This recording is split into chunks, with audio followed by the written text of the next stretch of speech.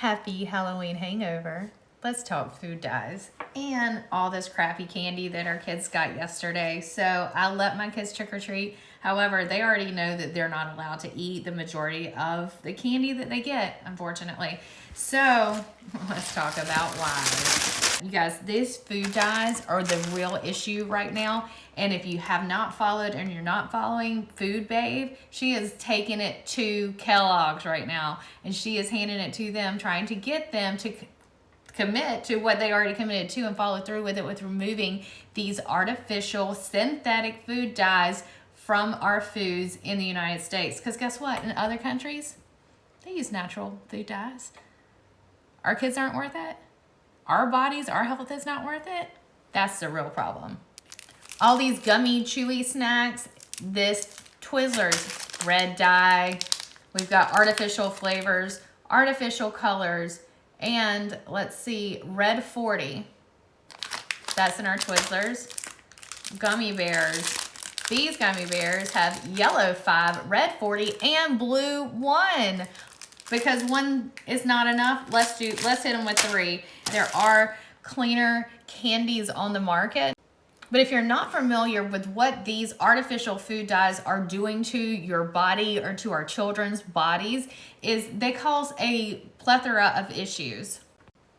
So all of them are known to cause hyperactivity in children. So how fair is that to have a little party at school, give your kids some cupcakes with some fake food dye all up in the icing, let them have this candy and then expect them to sit down and behave and listen? That's not fair to them. We're definitely fueling the fire for hyperactivity, and it doesn't need to be that way.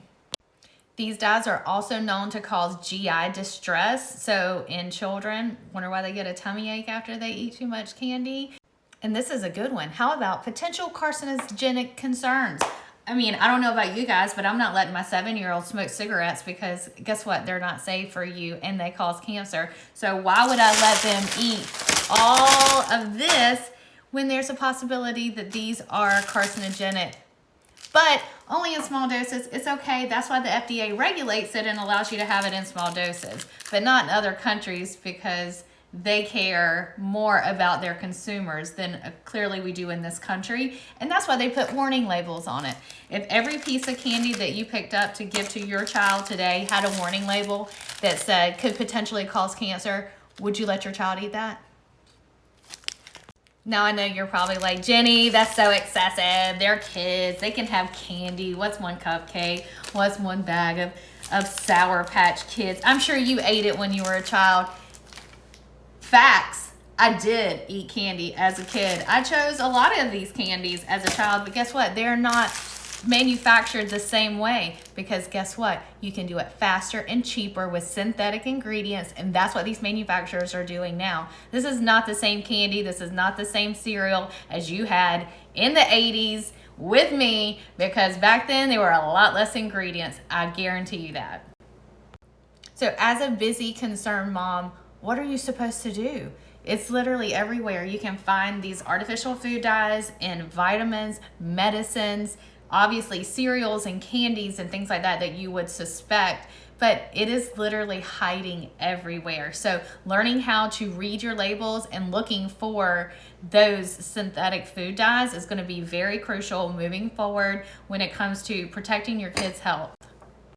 And Food Babe came up with this really clever idea, and I love it, and I'm going to test it out on the kids this afternoon when they get home from school.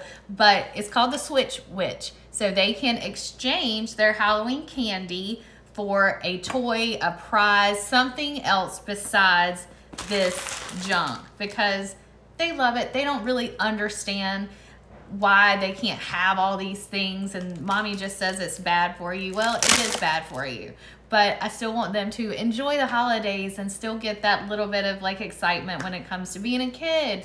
So that is what I'm going to do. We're going to play Switch Witch this afternoon, and I've made a healthy alternative treat for them that I'm going to tell you about in just a minute. So if you're like, there's no way I'm taking my kids' candy away, they will flip out, offer them a better choice. or get them to come in the kitchen with you to make their better choice with you. So we put this together yesterday. This is a candied apple chocolate bark. It was super simple. I had the chocolate melted when they got home from school. So we just poured it on the sheet pan. You load it up with some diced fresh apples and pretzels with a little bit of sea salt over the top. You can add some caramel to the top, and it's a tasty treat, and they still get that yumminess. So teach your children how to make better choices, and that will empower them to do it for themselves when you're not there next to them or in their ear saying, no, you can't have that. Yes, you can have that. So let's empower our kids to make better choices as well as ourselves. Let's go, moms.